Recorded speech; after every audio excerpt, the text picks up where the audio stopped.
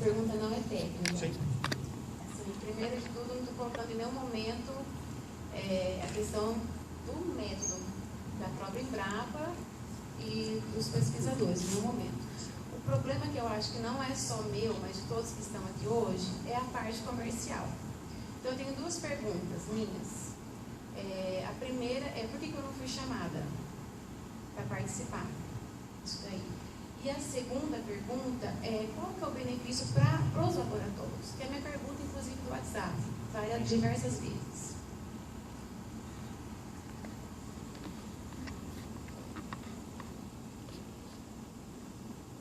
Em nenhum momento a Embrapa foi ao mercado buscar soluções. Na realidade, nós apresentamos a técnica e o valor dela. Em 2013, a PerkinElmer viu uma grande possibilidade de colocar os algoritmos que nós estávamos desenvolvendo nos seus equipamentos para vender isso no mercado. Nós não tínhamos equipamento, nós nunca desenvolvemos equipamento. Nem quando nós entramos e celebramos um acordo com o IBRA, nós não tínhamos um equipamento, nós não fizemos. Se eu tivesse um equipamento, eu era obrigado por lei a abrir um edital convocatório para aqueles que se interessassem. Mas o desenvolvimento do equipamento veio em função da cooperação técnica.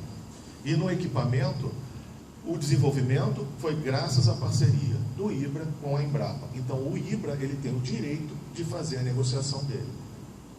Agora, inicialmente, o que se pensou na cooperação técnica era o desenvolvimento de banco de dados, de modelos de calibração baseados em equipamentos que tinham no mercado.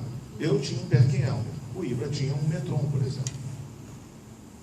Só que nós chegamos à conclusão que com esses equipamentos não funcionava. Custo do equipamento muito elevado, amostra uma a uma, processamentos espectros especialistas, equipamentos diferentes produzem resultados diferentes e cada um teria o seu banco de dados. Então o IBRA desenvolveu o equipamento. E em nenhum momento vocês pensaram que os outros laboratórios ficariam insatisfeitos com essa parceria, com essa cooperação? Não pensaram em procurar, por exemplo, todos que faziam, todos não, ou então uma média que fazem parte do programa para participar? Juliana, se você considerar que o nosso foco inicial era o desenvolvimento com base nos equipamentos que existiam de mercado, até aquele momento, apesar de todas as discussões que nós tínhamos tido em vários momentos, ninguém nunca demonstrou interesse. O único que demonstrou interesse foi o IBRA. E mais uma vez eu digo, quando ele mostrou interesse para desenvolver num equipamento que eles tinham adquirido, um Metron. Só que se chegou à conclusão que do ponto de vista de rotina não daria certo. Então, em nenhum momento se pensou em criar um equipamento novo. Não era o mote, foi uma consequência da cooperação técnica.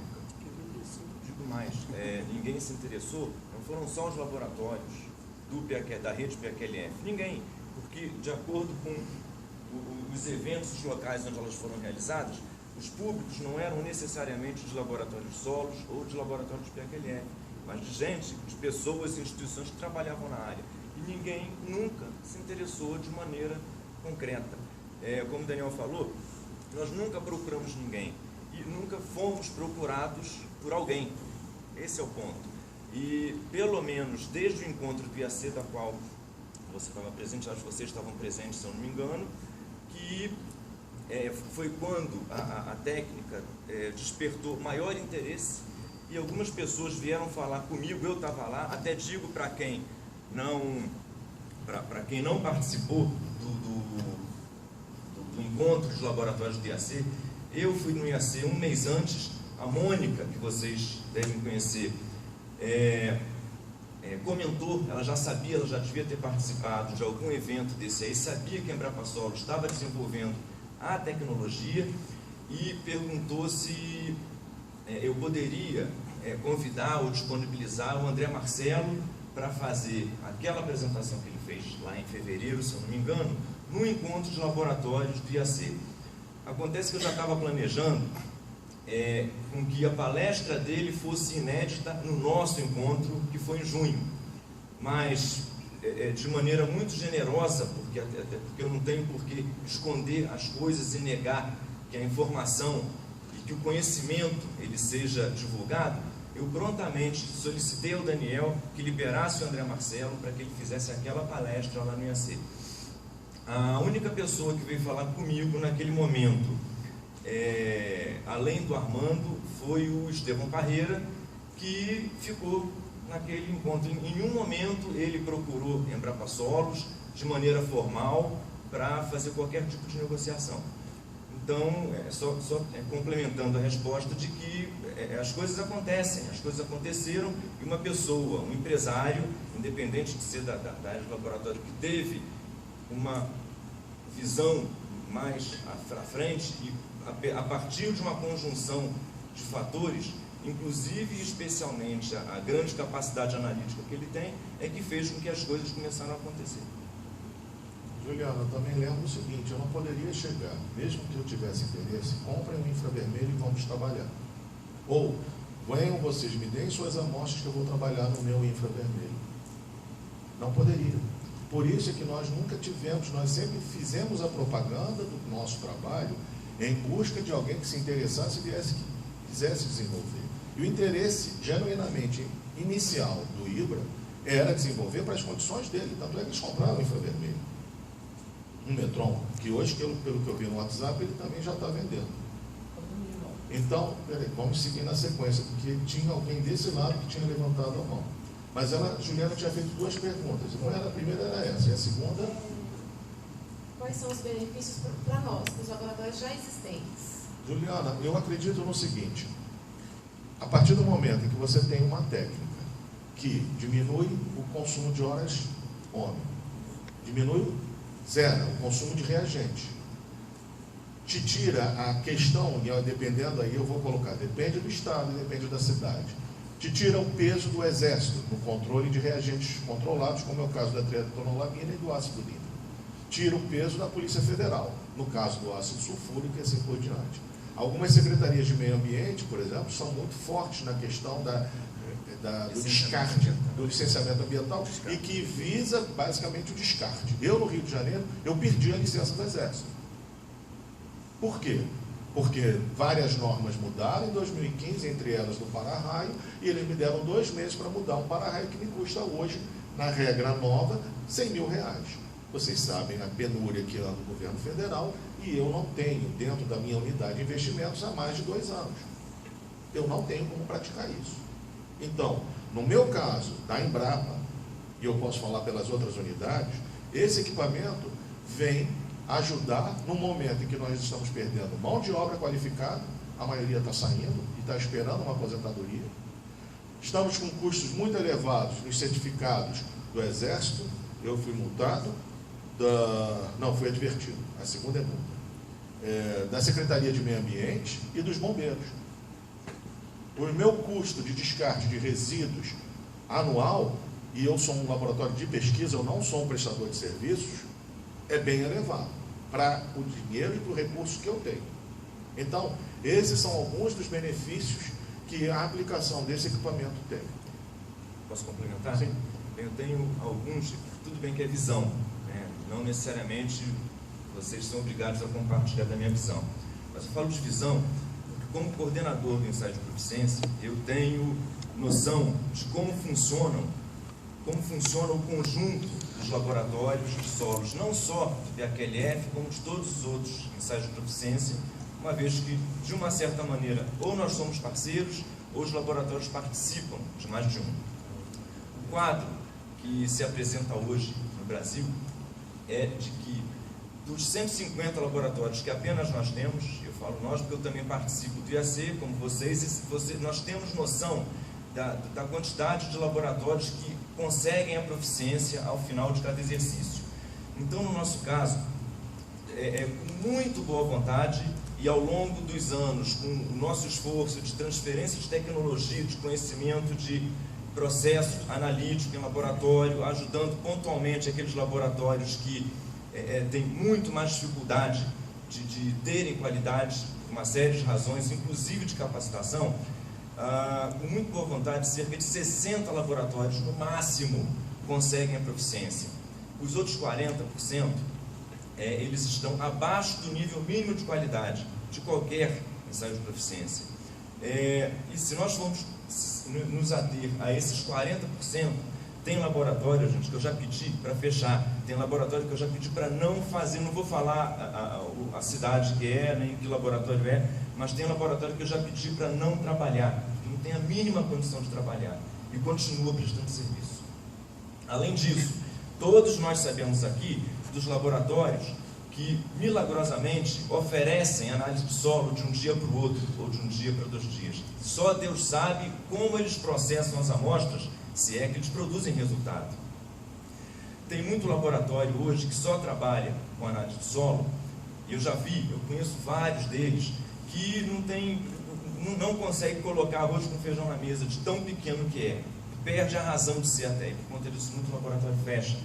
Então, laboratórios que são hoje pequenos teriam uma capacidade de trabalho maior.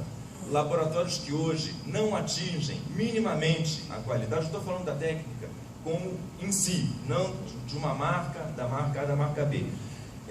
Laboratório que hoje não tem condição de trabalhar, teria condições analíticas ótimas de trabalho, oferecendo ao seu cliente, que é o produtor rural, resultados de análises, não minimamente, mas efetivamente confiáveis. Quem trabalha comigo há muitos anos sabe que eu sou, modéstia à parte, um dos maiores divulgadores das políticas públicas para os laboratórios. Muitos de vocês começaram a me ligar há 2, 3 anos atrás, perguntando como é que se faz carbono total. E eu fiquei me perguntando, por que eles querem fazer carbono total? Eu não estava sabendo de nada. Estavam querendo fazer carbono total por conta do programa de financiamento do Plano ABC, que exigia lá na sua norma fazer carbono total. E ninguém de nós estava acostumado a fazer carbono total. O que nós fizemos? Gestões junto ao MAPA, junto ao Banco Central do Brasil, para que mudasse ou desse uma carência de 2 ou 3 anos, para que o método de análise para carbono total fosse o método Embrapa de cromatometria, até que os laboratórios se adaptassem. O que a gente imaginava naquele momento? Que nós conseguimos, ninguém falava em fazer análise de solo por NIR, matéria orgânica por NIR. Tentamos um financiamento através do FINAME e BNDES para que os laboratórios comprassem analisador alimentar via seca, que custa 300, 400 mil reais, com um custo analítico para um elemento que vocês sabem quanto é. Até hoje, nós conseguimos reverter e deixar que seja a matéria orgânica via úmida. Respondendo essa pergunta, para que ninguém perca a linha de raciocínio, as vantagens para os laboratórios. Em função das políticas públicas, PRONAF, todo mundo que trabalha com PRONAF sabe que se deve fazer análise física do solo para os produtores rurais conseguirem financiamento e de qualquer forma, hoje, a quantidade de laboratórios que existe no Brasil não teria condição de fazer análise de solo para todo mundo que procura o PRONAF. Por conta disso, a análise do PRONAF tem validade de 10 anos. Essas são umas das questões. E outra questão que para mim é fundamental, que o Daniel falou por alto, é que nós estamos fazendo gestão, e me corrija onde eu estiver errado, junto ao IPCC, para que a análise do carbono, da matéria orgânica, para fins de financiamento do programa ABC, seja oficialmente o método NIR. Uma das opções seja o método NIR. Junto com, quem tem já o CHN vai fazer por CHN, de qualquer forma. Mas em algum momento, a via úmida ela vai sair. Por quê? Ela não é uma química verde. Você tem de cromato, é uma química suja, entre aspas, vamos dizer assim.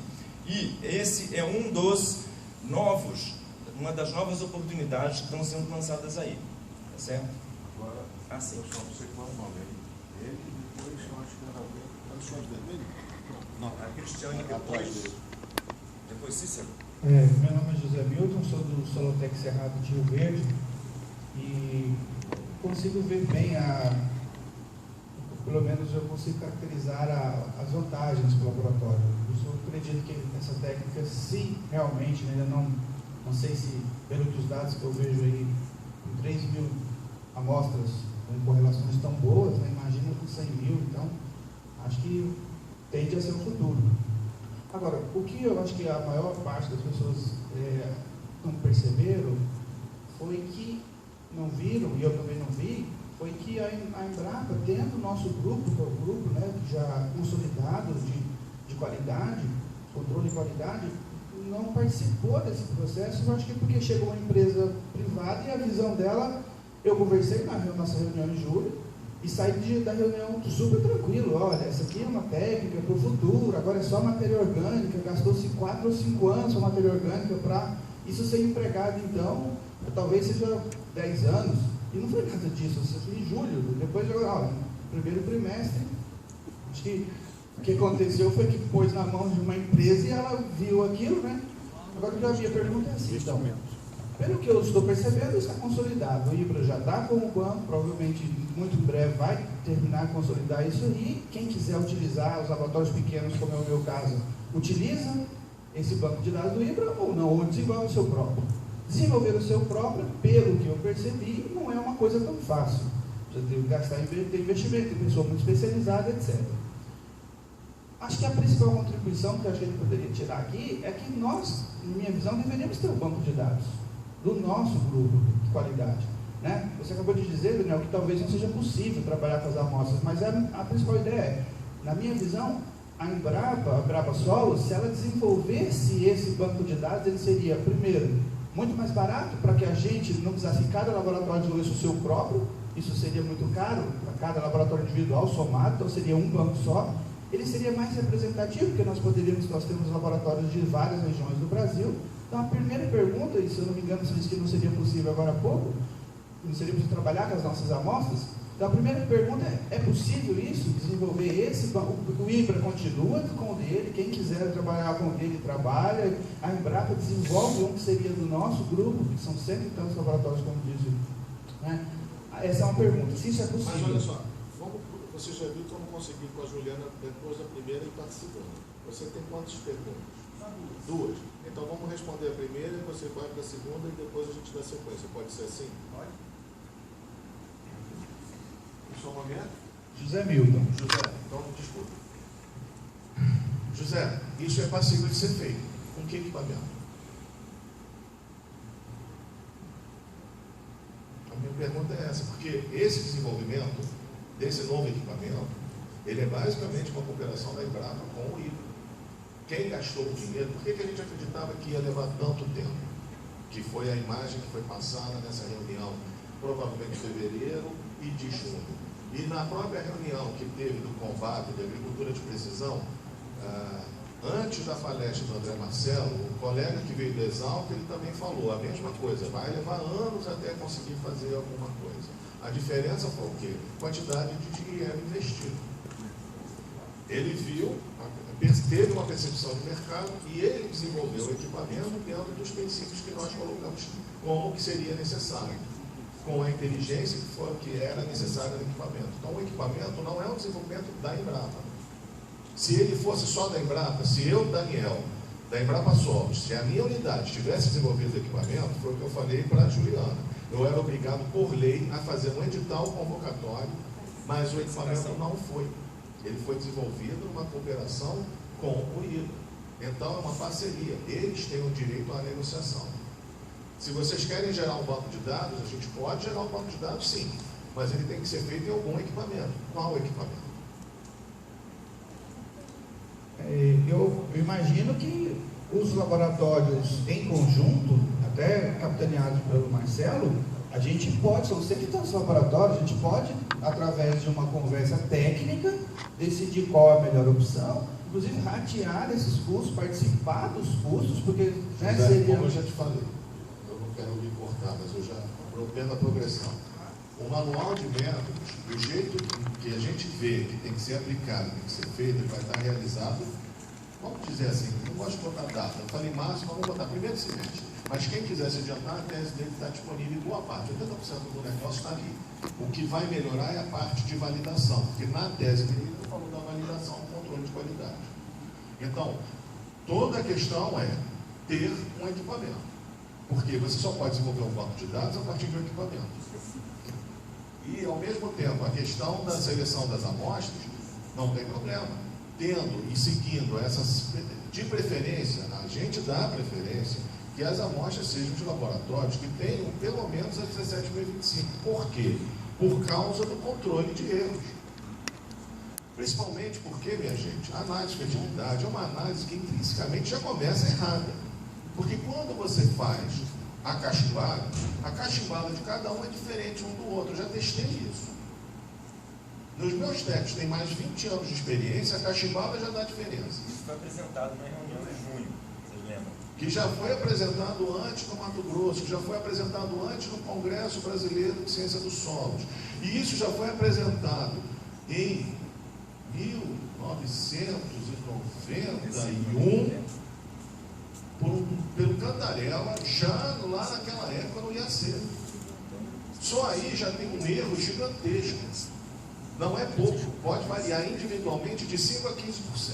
E quando a gente fala de textura de solo mais arenoso para solo mais argiloso, a diferença pode chegar a 50%. Só no começo da análise já está um erro gigantesco embutido. Então, se a gente puder diminuir os erros analíticos, ou seja, quem pratica 17.025, qual é a vantagem? Eu já sei quais são os meus erros de calibração.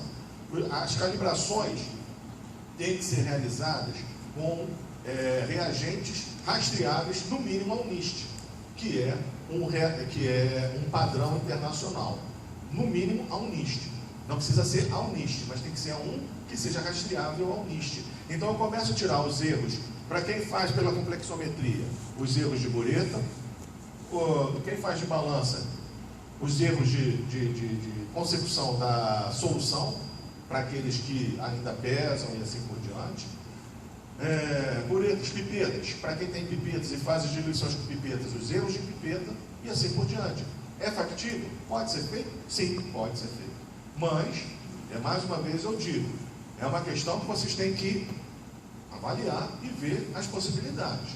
Como eu falei para vocês, antes de conversar com todo mundo, quem veio falar com a gente foi o Perkin, que agora, infelizmente, aparece de boa moça. Não, eu empresto o equipamento. Mas por 2 anos eles ficaram congelando a gente e botaram em banho-maria.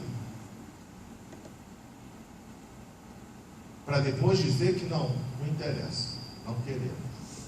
E agora quer?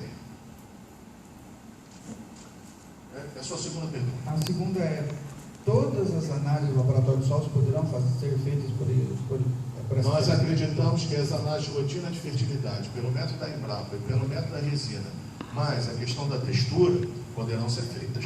Então, pH, água, cloreto de cálcio, cloreto de potássio, cálcio, magnésio, sódio, potássio, hidrogênio, alumínio, CPC, V%. Aí já são os derivados, né? V%, soma de bases.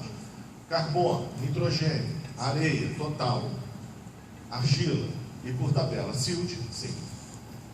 E a minha expectativa é com relação aos microelementos, que eu não sei porque eu não mostrei aqui. Porque boro foi muito bem, zinco e cobre, muito bem, ferro e manganês, meia boca. Mas isso foi feito com menos de 1000 amostras. E só foi feito pelo método ETPA, porque o do MELIS deu muito ruim. O que é, para mim, tecnicamente, uma coisa fácil de explicar. Porque o MELIS, por ser um extrator ácido, ele muitas das vezes está tirando elementos que não estão prontamente disponíveis, estão em outras fases. Já o DTPA, por ser um complexante, ele tira exatamente o que está na matéria orgânica e o que está na CDC, que é o prontamente disponível para a planta. Tanto é que eu, apesar do MELIS ser um desenvolvimento da Embrapa, eu gosto de usar o método DTPA. Eu acho que ele me dá uma melhor resposta. Possivelmente, microelementos, pelo MELIS, pelo menos até os 1000 dados que eu vi, não me parece que funcione direito. Boro funciona por água quente, funciona muito redondo. E todo mundo sabe, boro é relacionado com matéria orgânica. Não vamos precisar mais desse laboratório que nós temos hoje. Não quero dizer isso. E isso talvez seja um dos pontos que mais todo mundo fez. Não, olha só. Exatamente. Vocês têm que entender uma coisa. A Embrapa não está dizendo que esse método é melhor e é superior a qualquer outro. Mesmo porque é um método da Embrapa também. Agora, é inegável que ele traz no seu bojo uma série de facilidades. Por quê? Os custos que vocês têm em notícia é o mesmo custo que eu tenho em notícia. Isso daí não paga em CD. Se a gente for pensar, porque vai aumentar a competição, aí eu pergunto, não vai continuar preparando a amostra? Vai. Quantos desses trabalham com agricultura de precisão, que foi o que eu vi, o maior medo dos consultores de agricultura de precisão, que vão comprar e vão fazer na sua quitanda? Vão montar um sistema de preparo de amostra, identificação de amostra do jeito que nós temos. Quando eu digo nós, que todos nós já trabalhamos com isso há algum tempo e nós já temos um sistema instalado. Então, eu não acredito em milagre. Eu não acredito que amanhã todo mundo vai estar comprando esse equipamento mesmo, porque muito provavelmente, pelo que eu conheço da indústria nacional, a capacidade de produção de um equipamento desse vai ser o quê? 4, 6 por mês. E note bem, não é um equipamento desses, não é só produzir, é o nome da Embrapa que está lá. Então, depois de produzido, ele provavelmente vai passar por 1 a 2 meses de validação e calibração interna. Nós temos as nossas amostras de referência e nós vamos ver estabilidade da linha, estabilidade do sinal. Ou seja, não é simplesmente sair eu estou te entregando. Não. A ideia da Embrapa na negociação é que seja colocado algo mais. E se algo mais é a certeza que você tem um equipamento que já foi pré-calibrado e ao mesmo tempo, porque se começar a dar problema, todo mundo vai falar que o método da Embrapa não presta. E aí quem vai apanhar não é o Igor, sou eu, né? Que sou o gestor da unidade. Então, o que a gente quer é que realmente, se nós tivemos o protagonismo em 1969, lançando o primeiro manual de método de rotina de análise de solo, é que nós possamos dar um novo passo, tendo um novo procedimento de análise de solo que amplifique a capacidade de produção e diminua os riscos de contaminação. Agora, isso não inviabiliza o que está sendo feito hoje em dia. Não vai mudar esse ano para o ano que vem. O PEQLF vai continuar, e vai continuar rastreando quem faz de um método do outro, porque a gente tem gente que faz cálcio magnésio, complexometria, por absorção e por plasma. Qual é a diferença de fazer por infravermelho? Ainda tem o nova técnica agora, o LIPS. Ainda tem o LIPS, que é laser. Laser ablation. Ainda tem o LIPS. Então, na realidade, assim, eu entendo, meus caros, que assuste, porque se pensou em primeiro que era uma técnica para daqui a alguns anos e a coisa aconteceu mais rápido. Mas só aconteceu mais rápido porque houve um massivo investimento, coisa que eu nunca vi em 21 anos de Embrapa. Por quê? Porque havia um interesse. Um interesse comercial? Sim, havia um interesse comercial. O parceiro claramente estava buscando alguma coisa para beneficiar o seu trabalho. E isso para mim não é pecado. E eu não teria como saber, na hora que eu celebrei aquela cooperação, que nós chegaríamos a equipamento novo. Porque nós iríamos desenvolver isso no equipamento que ele comprou. E ele gastou uma fortuna naquele equipamento. E nós iríamos calibrar com o dele e com o meu, que é um Perkin-Elmer. Então, eu não tenho mais o que ponderar em relação a isso. Aconteceu. Aconteceu porque houve interesse. Se não houvesse interesse, não haveria como isso acontecer. Queria complementar. Eu tenho falado que, em geral, as pessoas veem sempre o copo meio vazio em vez de ver o copo meio cheio. Nessa questão que nós estamos discutindo aqui, é natural que a gente só veja os riscos, os perigos e as desvantagens para o nosso negócio, vamos dizer assim. Agora, por tudo que eu já vi e pelo que eu conheço do mercado de análise de solo, além de tudo que já foi falado, uma outra questão. É certo que muito laboratório e que muitos produtores, grandes até, do Paraná, de Goiás, do Mato Grosso do Sul, mandam suas amostras para o estado de São Paulo para fazer análise aqui. Sabe-se lá por quê?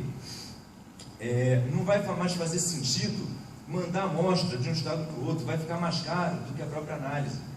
Então, eu estou falando isso porque, além de tudo que já foi falado, dos argumentos todos que têm sido usados, eu vejo, além das vantagens que eu já falei, eu vejo mais essa também. De vez em quando a gente vê mais coisas. O custo de envio de amostra de um estado para o outro, além de encarecer, vai deixar de fazer sentido. Se a pessoa está supostamente, de maneira errada, procurando qualidade fazendo análise em outro estado, e eu sei onde está a qualidade. Eu sei lá em Goiás onde está a qualidade, eu sei em Minas, eu sei no Paraná. Muitas vezes você manda para um lugar que não tem qualidade, porque você tem contrato, enfim. Não vai mais fazer sentido você mandar a amostra de um estado para o outro. pelo custo e pela qualidade que vai ter. Cristiano Rodrigues. Já terminou então. Quem é o próximo? Cristiano Rodrigues. Quem é Cristiano? Ah, já está. Então você depois passa por... Ok. Depois o meu amigo ali quer falar também. Ele lá atrás. Sim, Cristiano, vai lá. Primeiramente, eu conheço a técnica, eu trabalhei com a Beata em 2006, a gente sabe que é um método que é funcional, com Benítez também. Eu acho que eu não enxergo isso como uma coisa ruim. Eu enxergo que foi feita uma transferência de tecnologia ruim, porque isso chegou ao ouvido de várias pessoas que não têm conhecimento a respeito disso, que seria um milagre. Já me perguntaram por que eu estou escondendo equipamento. Eu falei assim, eu? Como assim, né? Porque eu acho que nós somos dos laboratórios mais antigos de Goiás, né, Marcelo? E acaba que eu e Orlando, a gente acaba sendo referência, porque dos laboratórios particulares, nós fomos praticamente pioneiros, né? Então, muitas pessoas ligam para a gente falando assim, não, mas você está escondendo o jogo por quê? Eu acho que isso foi abordado de uma maneira muito agressiva. E as coisas, quando chegam ao ouvido de pessoas que não têm conhecimento técnico e nem tecnológico, isso gerou esse burburinho todo. Eu, de maneira alguma, Marcelo, eu sempre coloquei à disposição, se ele quisesse fazer alguma palestra em Goiás, eu sou membro da CREA, a gente ofereceria essa parceria com CREA, com passagem para os colegas nossos, né, que quisessem participar, que eu acho que o que aconteceu de pior, eu acho que é um método bacana, é um método limpo, tem tudo para dar certo, que o IBRA realmente investiu, mas eu achei que a transferência de tecnologia foi péssima. Foi uma coisa boa, igual você dá uma notícia ruim num momento errado, uma notícia boa numa hora errada. Eu acho que faltou esse tato, que faltou para uma tecnologia tão bacana, eu acho que faltou essa transferência de tecnologia, ter acompanhado isso. Porque a visão dos produtores que a gente tem hoje é que essa tecnologia ela vai ser para ontem, né? E já tem clientes nossos que tinham contratos celebrados que estão falando que não vão ser mais nossos clientes porque vão comprar um equipamento. Então eu acho que a Embrapa, o IBRA, eles tinham que fazer, vocês, assim, um resguardo com as pessoas que respeitam vocês, que qualificam a Embrapa, que respaldam, né? Eu sempre fiz isso, de maneira alguma, nunca fiz nenhum tipo de agressão, eu sou a favor de novas tecnologias sempre, e tecnologias limpas, melhores ainda, né? Só que eu acho que faltou esse tato, que as coisas não vão acontecer ontem, hoje, como todo mundo está dizendo. Eu saí para almoçar na Fertivil, até nem estava bem, né, Marcelo? E fui abordado por um enxame de colegas que eu trabalho com pedologia, acabei de poder o Brasil inteiro, os laboratórios que trabalham hoje com mineralogia, que trabalham com diferentes níveis de determinação de argila, né? E ninguém, na verdade, sabia, nem da própria Embrapa, pronunciar a respeito. Eu acho que foi um milagre apresentado, mas que não foi colocado da maneira adequada. É só isso que eu tenho a dizer.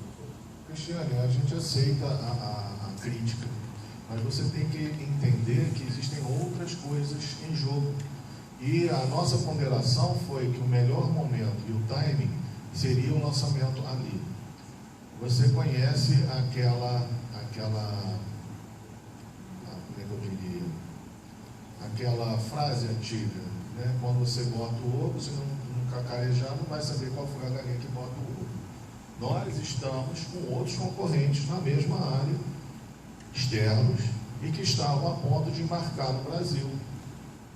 Se eu não fizesse o lançamento, eu já tinha as publicações técnicas que demonstravam que a técnica era viável. Eu precisava fazer um lançamento junto à comunidade científica para eles verem que nós tínhamos a técnica e já tínhamos desenvolvido a rotina para ela. A nossa visão foi essa. Pode ter havido algum certo tipo de atropelo com relação, a gente poderia? Sim, talvez. Mas também nós tínhamos sobre nós uma pressão muito grande de outros concorrentes e competidores, principalmente de fora do Brasil. e que chegariam da mesma maneira como nós chegamos. Então, é melhor, e eu me permito dizer, com uma qualidade inferior à nossa, porque seria alguma coisa para o indivíduo, e aí seria bem pior. Você teria um infravermelho de mão para ir ao campo e você mesmo dosar. E eu acho que isso não é o mais interessante para a nossa técnica e para o tipo. Porque agora, Daniel, se vocês fizessem esse pronunciamento agora, que não é para agora, que todo mundo tem isso, eu acho que é um ano todo mundo pode se estruturar para adequar a nova tecnologia, né? E que, assim, que fosse soltada alguma nota, algum parecer, que não tem equipamento para todo mundo, porque, na verdade, o que as pessoas estão cobrando da gente é um imediatismo que a gente não tem também. Cristiane, eu compreendo. Então, à luz do que você está colocando, talvez a nossa estratégia no começo do ano que vem seja começar a liberar notas a Globo Rural e assim por diante, falando da técnica, falando de tudo que a gente está conversando aqui. Ou seja, Os próprios laboratórios também, sabe? Porque eu acho que a gente tem que estreitar a parceria para todo mundo se dar bem. mas mais uma vez, Cristiane, eu reputo. Não precisa ser um equipamento que foi desenvolvido pelo IVA. Eu não estou aqui vendendo monopólio, mas uma ideia. Então, como o José colocou, se vocês querem desenvolver um outro equipamento, a gente pode ajudar, não tem problema nenhum. Sem problema nenhum. A gente não vai lançar um manual, a gente vai explicar para vocês como é que funciona, como é que faz, como realiza. Agora, vai ter que seguir o que o manual manda. Porque assim como nós temos problemas nos protocolos, em que todo mundo, para agilizar o processo, meteu o pé no acelerador, esquece 220 rotações, 100 rotações, se é overnight, eu posso agitar por 1 hora, por 250, que dá no mesmo. Seguindo os protocolos de validação, dá para fazer, sim, dá para fazer. Tá bom. Agora, a escolha do modelo de transferência foi baseado mais nas pressões que nós estávamos sentindo dentro da questão do mercado. E nós queríamos exatamente ser e demonstrar um protagonismo nessa área. Protagonismo que a gente tem no Brasil desde 2004. E a gente não queria que chegasse alguém de fora com 800 amostras dizendo como é que faz para analisar o solo brasileiro. Quem era o próximo? Era o Paulo Furtado. Não era ele? Tá com o Paulo. Depois Pode ser você. sem microfone. Eu queria falar o seguinte. Fala, porque eu não sei se vai ser gravado. Está sendo gravado. Ô Daniel, primeiro é o seguinte, eu queria te falar que eu fui no grupo do PAQLF que questionei em relação aos contratos e tal. E depois. É Alisson. Sim. E depois o seguinte, honestamente, antes de receber os contratos, eu fiquei até me questionando se a gente, que gerou uma desconfiança de todo mundo. E por mais que talvez eu, o Estevão, hoje o Guilherme, começou, né, a questionar mais, você pode ter certeza do seguinte, que esse sentimento que talvez só a gente expôs ali, é o sentimento de todo mundo. Eu estava tomando café no hotel agora com 10 pessoas, mais ou menos, e você pode ter certeza que todos eles vieram na consonância do que a gente fez, né, antes de chegar aqui, do que a gente falou no grupo. Só que, às vezes não falam, ou por timidez, alguns, ou porque, né, não quer se vir de boi de piranha, alguma coisa do tipo. Então você pode estar tranquilo o seguinte, que da forma que foi feita, gerou a desconfiança, não foi pontual não, ela foi coletiva. Você pode ter certeza. No encontro do Profec, por exemplo, a gente tem uma confraternização e com 15 pessoas que eu conversei, o sentimento é o mesmo, entendeu? Então assim, você pode ter certeza disso. E a coisa que eu não entendo, que eu queria questionar é o seguinte, eu vou dar um exemplo. Você falou que o equipamento é caro, né? Que no caso o IBRA lá investiu no equipamento. Existe, no meu ver, duas coisas. O NIR, que eu não entendo, o NIR, né, que é o equipamento em si, e a robotização dele, vão falar. que até conversei com quem fez, foi o Mike de Curitiba, né? Que a gente tem equipamentos dele na parte de pipetagem, da FUSE, né? Então, assim, aquele braço, vamos falar assim, a automatização do processo, pelo que eu conversei com ele, foi ele que desenvolveu, né? Eu não sei a parceria, se o IBRA que buscou ele e tal, mas o fato é a robotização do sistema, e o fato é do equipamento. Eu não entendo, por exemplo, se teve a tese de doutorado do André Marcelo, né, que ele descobriu já para a matéria orgânica os benefícios né, que ele, eu acho que não sei falar o termo, se ele validou já o processo, né, mas ele pegou as amostras do PHLF e mostrou, o equipamento é capaz, né, de predizer a matéria orgânica via calibração. Ele mostrou isso na tese de doutorado dele, que eu li. Que né? foi no PERC-AM. Que foi no PERC-AM, exatamente. Mas se ele fez isso num equipamento, por que ele não poderia, entende? Fazer isso dos outros atributos de solo no mesmo equipamento? A Embrapa, entendeu? Que eu não entendo o seguinte, os 17 NIR que a Embrapa comprou, eu não entendo, mas não é o mesmo equipamento, porque uma coisa é o equipamento NIR, outra, né? Ô Alisson, acho que ele está falando dos equipamentos da rede NIR. da rede NIR. Isso. Tá. Alisson, esses 17 equipamentos foram para laboratórios mais diferentes possíveis. De solos, eu acredito que tenha no máximo 2 que tenham esse tipo de infravermelho. O resto foi para bromatológico, por exemplo, o que tem aqui na pecuária sudeste é para análise bromatológica. A rede NIR, ela visa única e exclusivamente a implantar análise de infravermelho para diversas análises de matriz ambiental. A outra coisa, Alisson, eu posso até entender que as pessoas possam ficar desconfiadas. Só que eu e a Embrapa já temos muito caminho andado. Eu não ia sujar o meu nome por pouco. Quem fundou o PERC-LF fui eu, em 1992. O Marcelo veio depois do Carlos Alberto. Não, Carlos. O Alberto aqui. É Alberto Carlos. E aí veio o Marcelo. E nós nunca demos mostras de absolutamente falta nenhuma de caráter. Então, quando você recebe no WhatsApp questionamentos desse, principalmente reputam na pessoa. Ou seja, você está fazendo alguma coisa errada. Eu sou auditado 3 vezes ao ano. Sou auditado pelo TCU, pelo CGU e por uma própria auditoria da Embrapa. Então, quando você recebe um questionamento desse, ok, eu entendo. Só que eu não fico muito contente com isso. É um questionamento de 21 anos de trabalho que eu tenho. Agora, é uma parceria que surgiu porque alguém teve a visão e correu atrás. Agora, os infravermelhos que a Embrapa comprou não são para fazer análise de solo. São para fazer de matrizes. Mas, por exemplo, parece que o equipamento, o Daniel, eu recebi o Spec Solo, ele vai ser disponibilizado algo em torno de R$250 mil. Eu não sei, porque a comercialização, como eu já falei... Eu recebi... Mas deixando mais claro... Não, eu recebi o e-mail. Deixando mais claro, nós ajudamos no desenvolvimento da técnica e no desenvolvimento do equipamento. Por causa dessa parceria, o direito à negociação é do parceiro. É ele que vai fazer a negociação.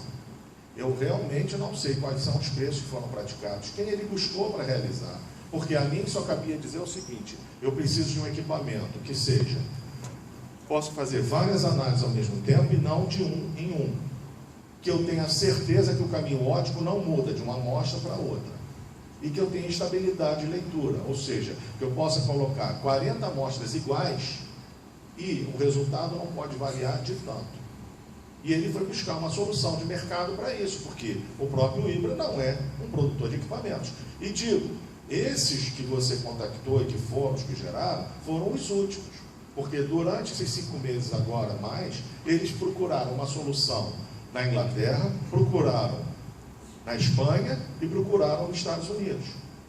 Eu recebi, por exemplo, no meu escritório, uma firma inglesa, com um representante espanhol, que veio falar sobre customização de infravermelho. Eles poderiam customizar do jeito que a gente quisesse. Única diferença, a gente não teria exclusividade. Não interessou o parceiro. poderia nem ser desenvolvida no Brasil. Mas nós estávamos ali avaliando o quê? O que nós queremos de um equipamento é que ele seja multi-amostra, caminho óptico garantido, estabilidade de leitura. E isso foi conseguido com esse equipamento. Quem participou e quem deixou de participar, eu realmente, dentro da Embrapa, não sei, porque isso não é a parte que nós desenvolvemos. A parte que nós desenvolvemos é como é que o equipamento tem que ser e a inteligência do equipamento. Por quê? Porque uma coisa é a programação para a leitura, que é robótica. Como é que faz o espectro? Isso é robótica. Agora, como decompõe e calcula com base no algoritmo, isso somos nós que fazemos. Isso também não é nenhum mistério. Qualquer aluno saído, de preferência da Unicamp, formado em quimiometria, vai saber fazer. Porque essas técnicas, para quem as conhece, já estão mais do que divulgadas. Mas por que só agora que a gente conseguiu com o trabalho do André Marcelo? É porque o desenvolvimento quimiométrico chegou a um grau de afinamento tal que a gente hoje tem reprodução de resultado com garantia. É isso daí. A Cristiane, que está aqui, ela trabalhou com a Beata, trabalhou com o Vinícius, trabalharam com um ambiente de talvez aí 1.000, 2.000 amostras, que eram amostras não de fertilidade, era de pedologia. Isso é uma outra diferença, porque a gente está falando aqui de fertilidade. Cachimbinho, recomendação de adubação. Agora, eu, por exemplo, eu tenho um programa que a gente está tentando emplacar, que é o Pronasolos, Programa Nacional de Solos. O que é o Pronasolos? É aumentar a informação de solos, derivado de um acórdão do TCU de 2015, 1942. Nós estamos tendo reuniões praticamente mensais na Casa Civil, tentando vender a ideia de um Programa Nacional de Solos, baseado na pedologia, ou seja, na descrição de perfil, da informação do perfil, não na parte de fertilidade. Dentro da parte de fertilidade, nós temos um outro programa, que eu acredito que o Marcelo já tenha falado com vocês, que é a questão do programa Fertiliza, com base nas amostras de fertilidade geolocalizadas. A gente pode fazer um mapeamento e um rastreamento relacionando clima, logística de transporte, custo de commodity ou custo de produção, análise de solo, clima e montar modelos de risco. Ou seja, se o meu ano agrícola começa assim, custo do milho tal, choveu tanto, qual é a minha expectativa de produtividade? Tanto. Então, com essa análise de solo, na relação custo-benefício, qual é o tipo de adubação mais indicado? Não com esse esmero, mas lá na região de quem é de Rio Verde? Em Rio Verde, o Vinícius, e sem amostra geolocalizada, foi baseado em centroide de município, pegou as análises da Comigo e fez, antigamente, isso em 1900 não, vamos botar no princípio de 2000, 2002, 2003, já que o Vinícius entrou na Embrapa em 98, lá na região de Rio Verde só tinham 3 formulados, e ninguém queria mais saber do que isso. Hoje tem 20, por causa desse trabalho que o Vinícius fez. Por quê? Porque você indica que tem determinados tipos de formulados que, em função da fertilidade local, historicamente, não tem necessidade de jogar dinheiro fora. E no caso, se eu não me engano, foi potássio lá. A quantidade de potássio era estúpida, não justificava, e as pessoas continuavam aplicando potássio. Num primeiro momento, todos os produtores de insumos, de fertilizantes, gritaram. Mas depois, quando eles viram que saíram de 3 para 20, a coisa melhorou. Que cada um pôde se esquematizar para vender um produto diferenciado. Então, a função da Embrapa é pensar na sociedade. A análise de solo, ela está ficando com descrédito. Por quê? Porque do jeito que ela é realizada hoje, que já vem sendo feita desde 1969, ela é e continua sendo laboriosa. Muitas pessoas, para facilitar o seu trabalho, mudam os protocolos e têm resultados errados. Quando cai no descrédito, depois ninguém analisa mais. E sem analisar mais, a gente começa a ver os problemas que a Embrapa vê, por exemplo, no Mato Piba, que é o sul do Maranhão, Piauí, norte Tocantins e oeste da Bahia, que as pessoas estão fazendo aplicações pensando no estado de São Paulo. E lá tem muito solo arenoso, extremamente sensível, principalmente a deslocamento vertical. E uma aplicação cavalar daquela, às vezes você encontra supercalagem, às vezes você encontra salinização em solo arenoso. O que é uma coisa assim, nossa, e eles estão fazendo. E todo mundo se esquece que, por exemplo, no Piauí, lá no subterrâneo do Piauí, tem um aquífero enorme que serve para todos que vivem de cabaça, de água de poço, e vai contaminar. Porque mesmo aqui nessa casa nós temos experimento instalado desde 1998, que é em cima de um latossolo vermelho, e a gente prova que o nitrato migra rapidamente em profundidade.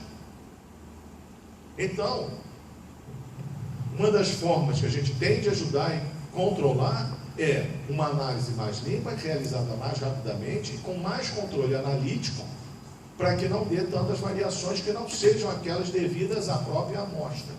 E com base nessa base de dados, a gente poder formular políticas públicas que facilitem a utilização do melhor insumo na melhor hora. Vocês sabem muito bem, das regiões onde vocês vêm, que hoje o custo do insumo fertilizante na produção de soja, milho e lá vai amendoim, varia de 10, 15% a 30, 35%. E com o dólar variando do jeito que está por causa do Trump, os problemas de política interna e assim por diante, ele também está subindo. Então, a gente tem que arranjar maneiras de ser mais eficiente.